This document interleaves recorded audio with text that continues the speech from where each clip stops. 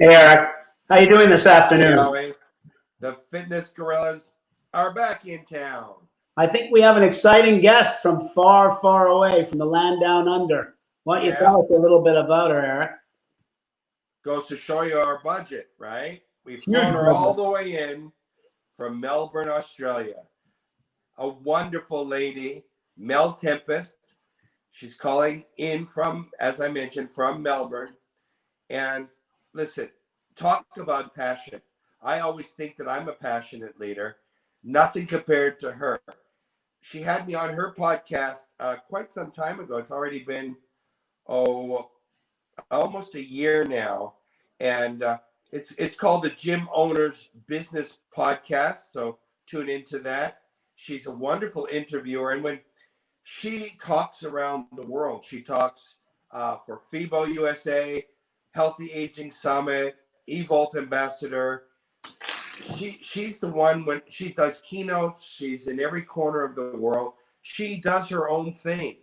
She's an independent thinker. What I like most about her, besides that, she talks the talk.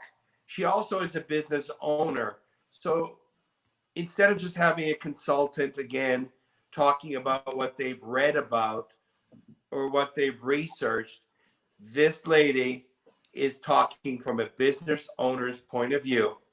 She is one of the head people that are reigniting and igniting the women's movement in not only Australia, but around the world in the fitness industry. So I'm honored to have her come on our show tonight. Please, big welcome for Mel Tempest. Thank you. Sure is. Hi, Mel. How are we all? Hi, Mel. Hi, Eric. Hi, Howie. How is everything out in Australia? How's it going? It's absolutely fantastic here, Eric. A little bit cold today, and we all know that Mel doesn't like the cold weather, but otherwise, life is absolutely fantastic. So, Mel, can you tell us a little bit how this virus has affected Australia? How long have you been closed for? Okay, so my club, Eric, in Victoria, which is a state of Australia, we closed on March the 23rd, and we're still closed, and so all of the other clubs in Australia. So we have different states like you do in the United States, and each state here is ran by a premier, and so it's up to the individual premier of each state to decide what goes on in the fitness industry. So at the moment, only just last week in my state, Victoria, we were told that we could do outside boot camps with groups of 10. In some of the other states, they've been allowed to start group fitness classes, but with 20 people and no more. And some of the other states have to wait until the middle and the end of June. So at the moment, if you're a gym consumer and you want to go in and use treadmills and bikes, that's absolutely not even achievable in any health club at all in Australia at the moment. Wow. Much like Canada, we have different premiers, we have different decision makers, and it's all very much of a hodgepodge now.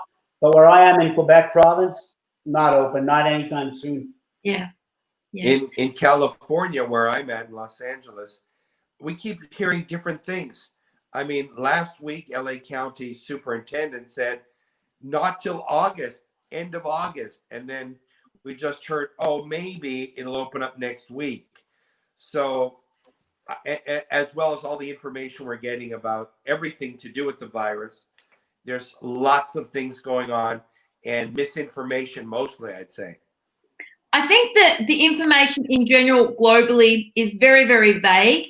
And one of the things that we have to take into consideration is the fact that we've never been through anything like this before. So nobody really knows what to tell us anyway. And I think it's a case of where government gets up each day and decides what's the best decisions to make today. Our industry is no different here. We're a self-regulated industry. We do not have a governing body at all. So pretty much we are relying on the guidance of national government to put us, into the right space. And then we come back and we have to rely on our state premier. So, you know, we are a self-regulated industry and we don't have a governing body. But what we are doing really, really well here is working together as a collaborative community. And that's what's keeping fitness business professionals moving forward. Yeah, you seem like you are a very close-knit group, and you're one of the leaders. And I think that that's a feather in your cap, how you keep everybody together with your podcast, with everything you do. I mean, not only do you do your podcast, but you're on everyone else's. And it sounds like a very close group of people. So well done on that. Thanks, Eric. I mean, you know, it's like every industry. You have a group over here and you have another group over there. I think what all the industry globally needs to work together more collaboratively to get where they want to go.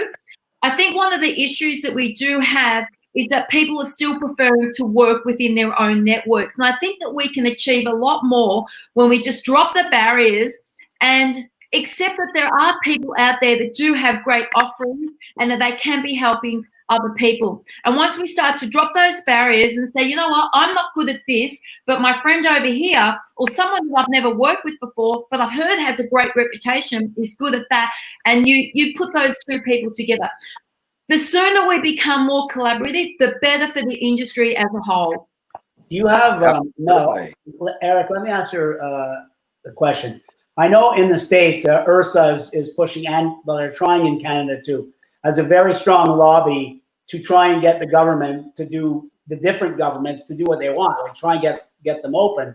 Do you have a similar lobby in Australia? And if so, is it effective in any way? So we have a couple of different associations that are registration bureaus for fitness professionals. But as I said, Howie, being a self-regulated industry means that as a fitness professional, we actually don't need to register with anybody at all. Once we're qualified, we can actually go and work in the industry and not associate ourselves with an association at all. FitRec, who I am an ambassador for, is doing a great job in regards to keeping club owners and fitness business professionals on track. They are speaking to both, local government and national government, and they're doing a fantastic job at that. At the moment, we are going out there and we're speaking to, legal experts and then taking that information back and giving that to fitness business owners. Can we as an association make government open the door sooner? I really don't think so. I think that probably the biggest problem with that is the fact that we are self-regulated and we're probably not that as important to government as opposed to industries that are regulated. Right, that's very well said. Mel, we actually went through a pandemic once already. That's how old I am and how he is. In Hong Kong, we went through SARS. We just had a gorgeous, brand new $5 million, 40,000 square foot, 250,000 US dollar a month rent club just opened when SARS happened. And we heard through the grapevine that the main newspaper, South China Morning Post, was going to say that they believed, for whatever reason, that SARS would be transmitted by sweat. Yeah. Now, if that had gone out, we're done. But we intercepted that and we said, if you don't have the facts of that, you can't say that because you'll put us all out of business. Yeah.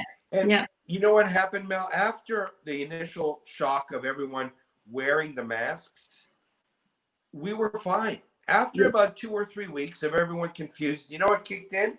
People wanted to feel good. And if they had to wear a mask at the time, they're coming. And they still brought in their friends. And what we did and what we're doing right now, we're on the Fitness Guerrillas and we're having our own webinar very soon and a master class. And what we're honed in on is everyone's talked about cleanliness. We know, first of all, we're a pretty clean industry in itself. And now we know the level that we need issued by governments, and our friends around the industry have put out manuals to infinite forensic detail. Yeah.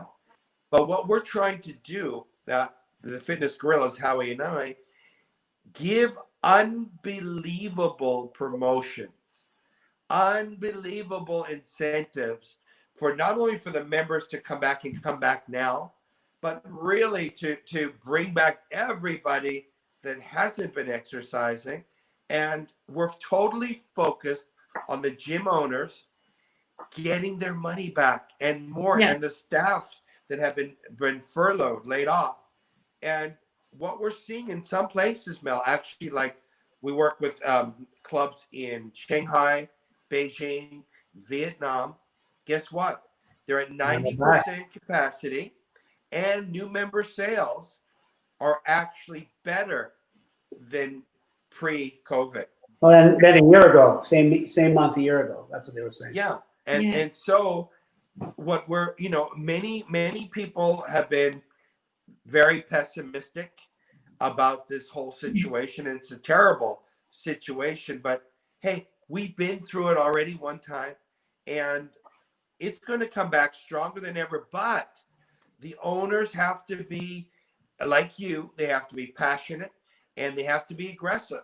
They have to come out of the box and do whatever it can. We've been talking, many of the gym owners here, Mel, don't even have on their windows, we're coming back, we're opening. They've waited so long. And in this situation, there's no waiting. You have to be on it, and on it.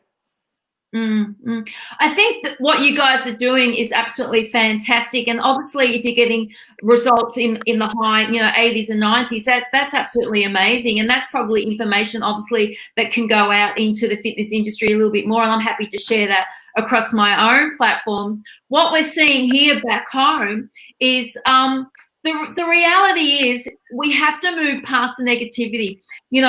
For me, this is week 8. I've been closed for 8 weeks. Okay, well, I didn't ask for that to happen, but it did happen. And there's no point in sulking about it or saying, what am I going to do? You get a little bit like a death. You go through the grieving stage of your club being closed, and then you realize, if I'm going to move forward, I have to be an active participant in that happening successfully.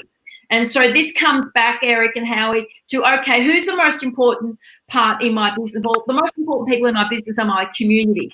And I'm the only person that's going to be able to tap into them. So that's when you become aggressive across your social media platforms. You need to tap into that community. You need to find ways to do it.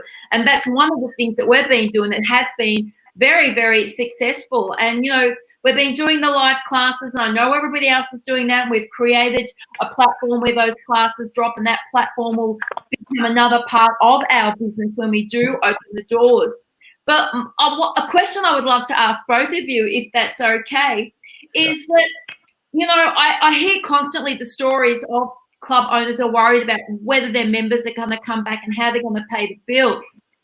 Don't you, or do you agree that if business owners had strong foundations in their businesses to start with, that they wouldn't be feeling that way right now?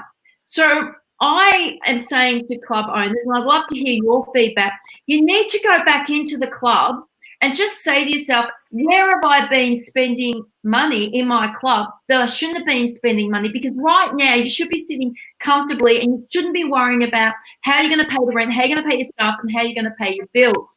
So I feel that a lot of club owners are spending money in areas of their business that they don't need to. And this is what's making them nervous. Are you finding that with the people that you're working with? Well, for myself, I know that the biggest problem here, there's a club that I actually sold to somebody. They have kind of a captive audience, but they're also not doing a lot of aggressive, in your face, not marketing, but they're not really reaching out often enough to their members now, and didn't really put much of a streaming package together either. I've been trying to influence them on that, but what I'm finding is that they've continued to pay all the workers, and there's various government programs in Canada that are allowing about, you have to pay about 70. They are paying about 75% of your rent and 75% of the salaries of the key employees. But what it's doing is, from my talking to people, is it's really focusing on them on what is the absolute must that I have to get going here. Otherwise, I can't do it. Like, I'm not going to waste money on this or that. So we're trying to get them to focus on the marketing that is going to be the most cost effective, which right now is obviously social media. So I'm finding that there's some positivity, but there's a lot of fear. And probably most of that is because, at least around here, nobody's open. So they can't really gauge if that will be the result here, because every location's the same. And is different, rather, in terms of the rules they're going to make for the clubs. How many people per square foot, and this and that. So we don't have any guidelines in Canada, generally speaking, yet. And anyone I'm talking to here is wondering, like, I don't know if I'm going to have classes. I don't know how, if I have to separate out all my cardio equipment.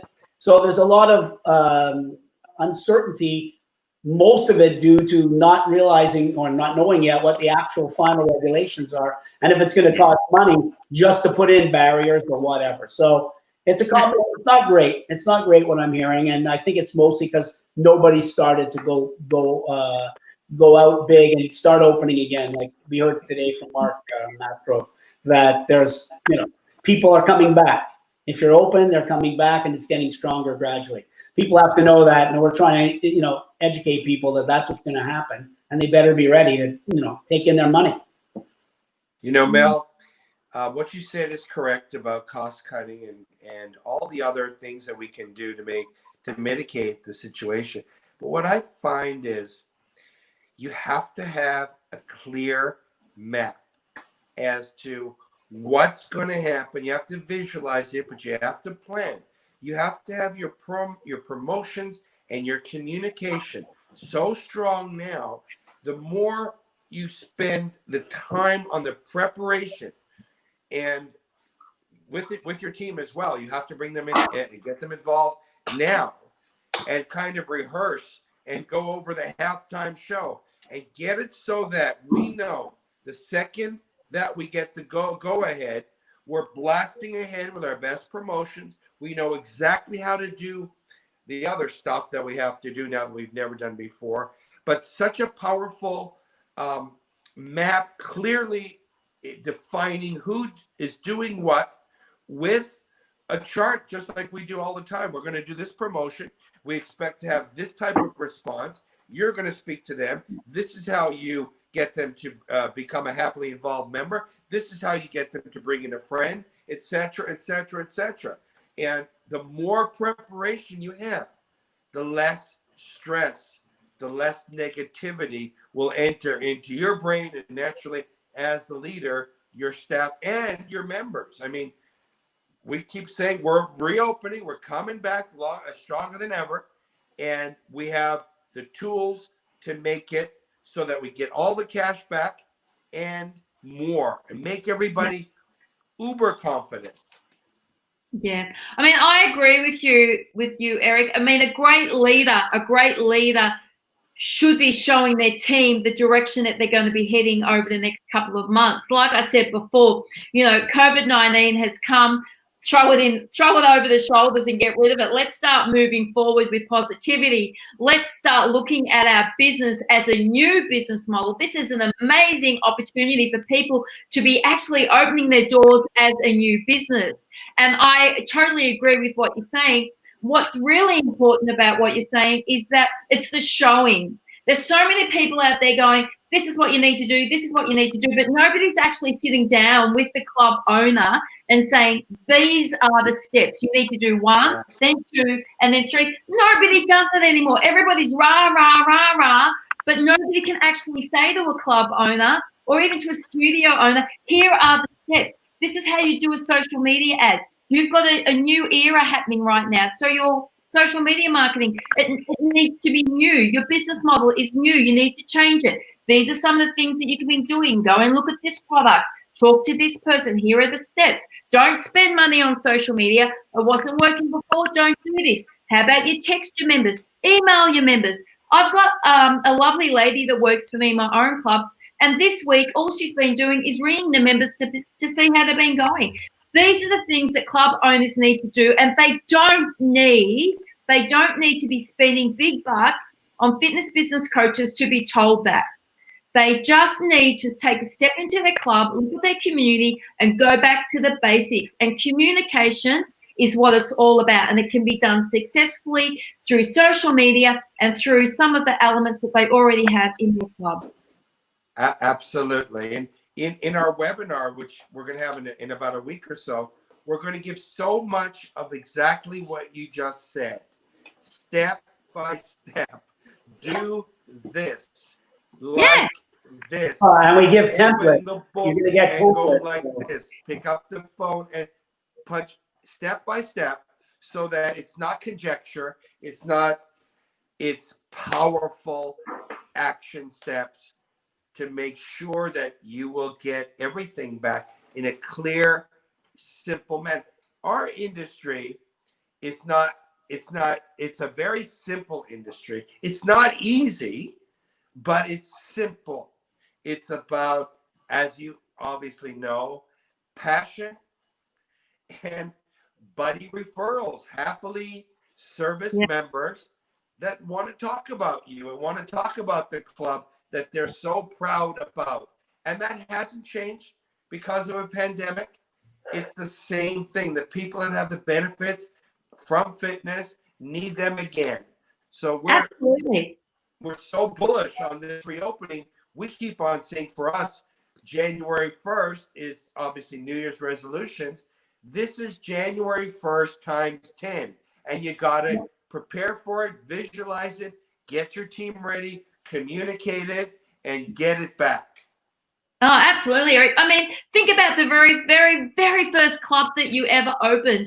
That feeling that you had here inside as you opened the doors, and all of that hard work that you've been doing, and those people lined up and coming through. That's how I'm visualizing the day I open my gym doors.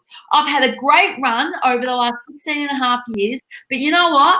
Now I see this, wow, I'm going to open up a new business, and I'm going to be doing some new social media marketing because I've got a new generation coming through, and there's been all of these things that I wanted to change on the front desk, and this has given me a fantastic opportunity to do so. And what I'm also loving is the fact that because I have a new era coming into the club now, because the consumer is going to be slightly different, I can also go to my team now and say, you know what? We're going to upskill your sales training. We're going to upskill your group fitness training. We're going to upskill your PT programming because we have a new generation and a new era coming in. And so it's allowing me now the opportunity, to be quite honest, just put a bit of a firecracker up my team's backside and get them skilled in some new areas. And this is what other club owners need to be doing too. And there are some great people out there doing some awesome work with team members in our club at the moment. Wow. It's refreshing to hear from you, Mel. Very positive message. Really? So, Mel, let's look at some of the new questions. era, new generation. Sorry? Sorry. I just want to know exactly who you think this new generation is. What are the specifics of that cohort? So how I look at it differently to most people, because we all know that I love to challenge the status quo. So this is how I look at the new era. We've all had, remember that rush that we had with functional training and all of those people that started coming to functional training classes. Let's look at them as a consumer. That consumer was the person who couldn't attend a group fitness class. Why? They didn't know their right, they didn't know their left, and they weren't coordinated. And functional training made those people feel comfortable. Let's look at older adults classes. Why do they go to seniors classes? Because they're working out with people of their same age and people who have like-minded agendas. Older adults want to stay fit. Okay, so who is the new era? The new era is going to be people who are looking out for health clubs and fitness studios that deliver better service, better standard of programming. And when I say programming, I mean group fitness, I mean small group programming, and I mean your old-fashioned gym programs. They're going to be looking for clubs that now offer nutrition advice because they don't want to be shopping everywhere. They want to come to a one-stop shop. But most importantly, they want to work out in a clean and safe environment. Now, we can walk around all day long and say, but we clean our gyms, we clean our gyms. Well, you know what? Yes, you did. Pat yourself on the back, but now you're going to have to clean it a whole lot better. Because Nobody is going to put their life at risk by walking into a gym that doesn't show that they have health and safety guidelines in place. The new era is a better educated consumer because they've been sitting in this chair watching what's going on in the world globally, and now they're coming back with more education, and they're going to walk into your club, and yes, they're going to be glad to be there and see their friends that they've had there for years and see the staff, but they are going to be doing this. They're going to be looking around. They're going to know how you are preparing them for a safe journey that has a positive result. Absolutely, for sure.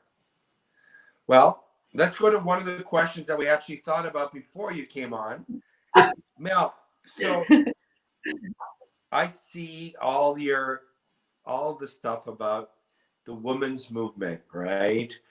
You're the champion for that entire movement.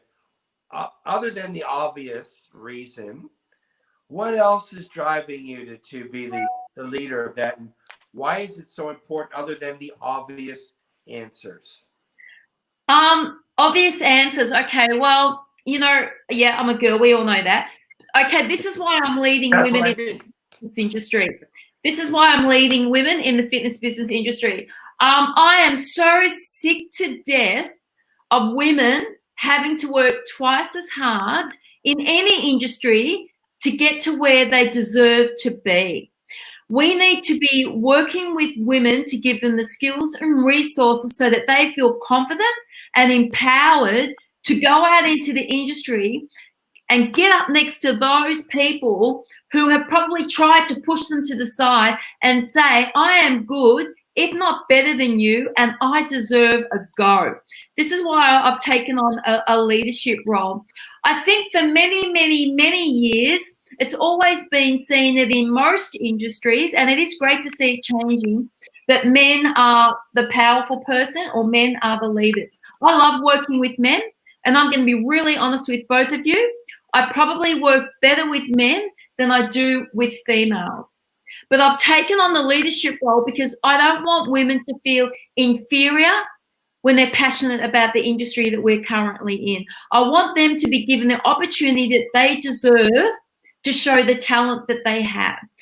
I have been on the receiving end because I challenge the status quo and I hold people accountable, and I do go out there and say what I want. I have been on the receiving end of, we can't use Mel because we never know what she's going to say.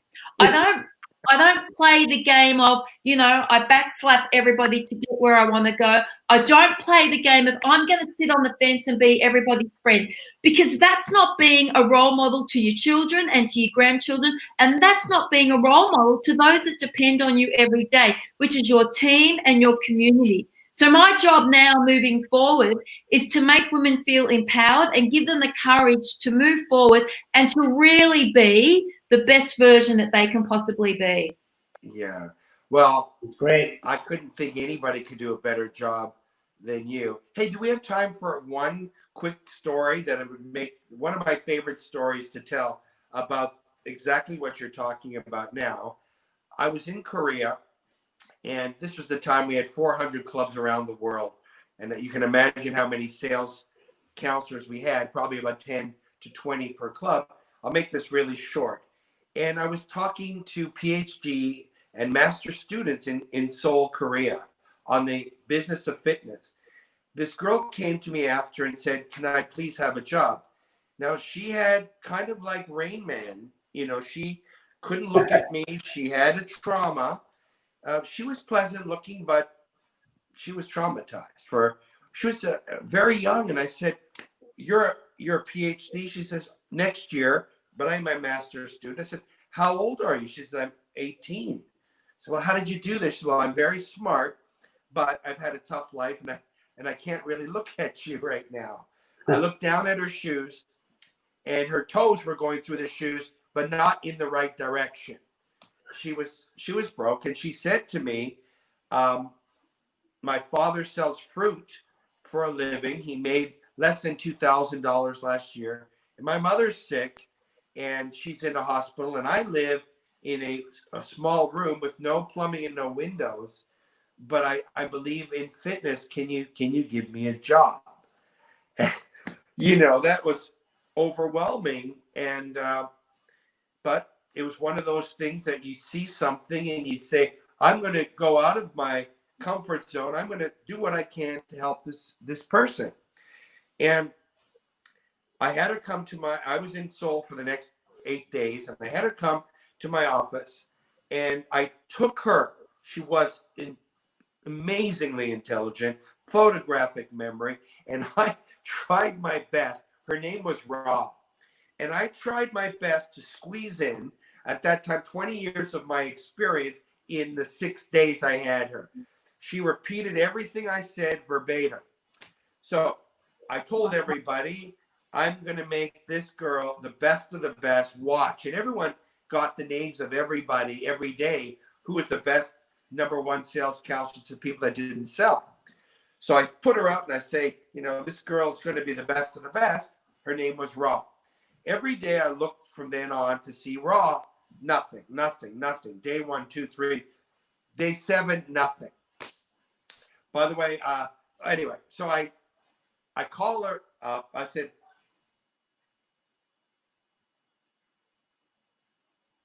a completely different voice. Hey, Eric, I love this job. Wow, you've saved my life. This is wonderful. And I said, wow, that Ra, you sound so happy, so powerful. I'm glad. She says, yes, I love it. I said, but you're not doing so well, right? She said, I know, I'm going to try harder.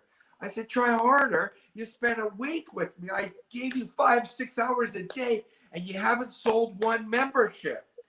And she says, oh, I forgot to tell you, my nickname is Juliet. I'm 3rd in the company. And she finished in the top 10. And that first month, she made $12,000 US.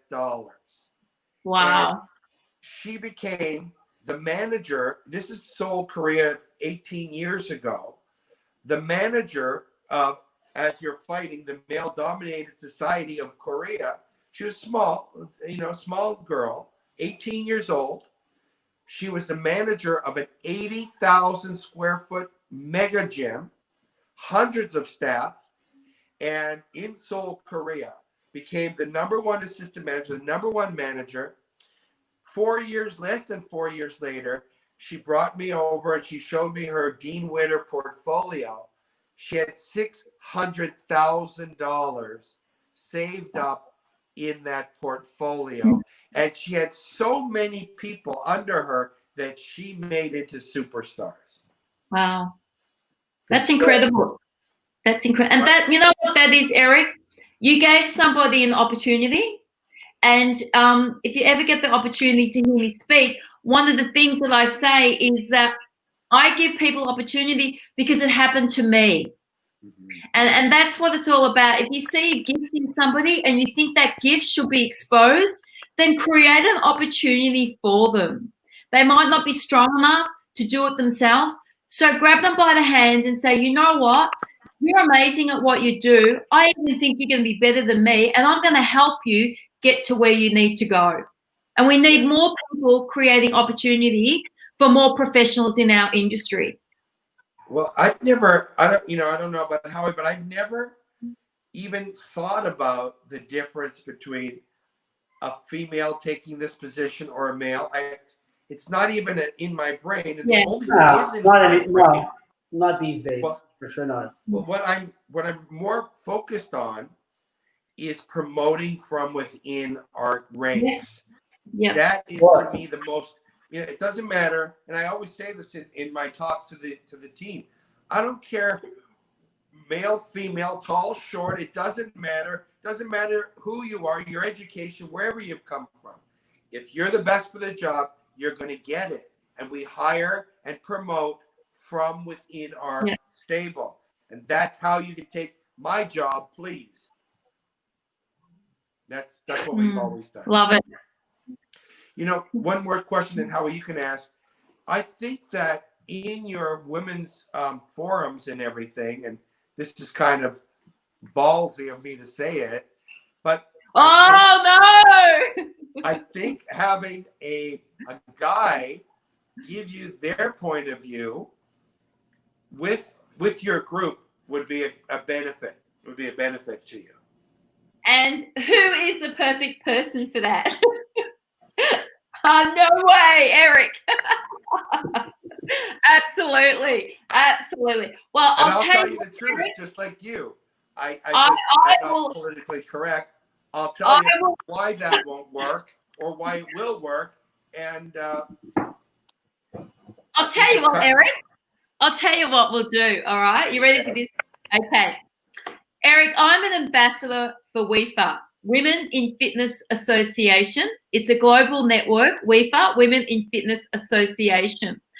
If you give the lovely ladies at WIFA, and there's over 500 members now, we are creating a global community network of fitness business women professionals. If you can give WIFA a little bit of a plug, or perhaps even look at contributing some of your fitness business expertise to the WIFA organization, I will add you to the next Ignite Women's Leaders Fitness Business event. How does that sound? I'm in. I'm in. Do it. I'm in. You better do it. I promise I'll add value and I'll give you our point of view. I mean, although as I said, I don't see the difference because of a gender situation, but I can tell you what a guy feels about, just like you can tell somebody about a business owner's point of view rather than a consultant, because no one sees your club like an owner, right? Nobody That's can. True. Yeah. So I'm going to give you that point of view, no matter what. Fantastic. Thank you. I'll do it. Thank you. You'll never be sorry. I'll tell you. Go ahead. Now read the list. Sorry? You go ahead. What's your advice right now for someone who's a gym owner, I guess in Australia or anywhere really? They haven't reopened yet. They don't know what's going to happen. What are the top 3 things you tell them to do right now?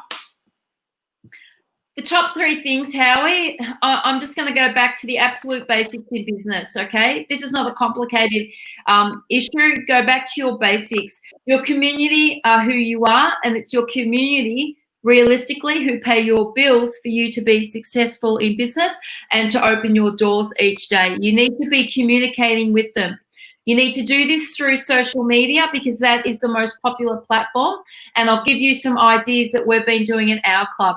I've got 20 staff members. I've asked each staff member to put a 90-second video clip together, and they're all been doing that, taking that in turns. We then put that video clip onto our Facebook platform, and they communicate with our community in different ways with a message. We've been sending emails to our members. Doesn't cost anything to send emails, and we've been sending text messages, and of course we've been doing the live streaming. And what we're doing is we're making everything about our community. It doesn't cost a lot to connect with them. That is the most important thing that you need to do. The second is you need to look at your frontline team. You need to take them aside, sit them down, and ask them what is their expectation of you as a business owner prior to the doors open. What can you do as a business owner to make them feel comfortable working in your club? Because they are the team that is going to project positivity. They are the team that is going to send safeness to the community who are going to come back through your doors.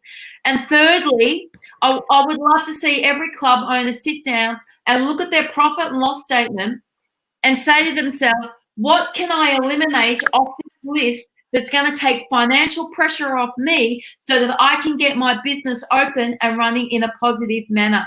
And if that means going to your suppliers and saying to your suppliers, I want to keep the product in the club, but I can't afford the license fee, what can you do to help me out? Then have that conversation with them. I mean, in my club, I have a lot of terrific suppliers.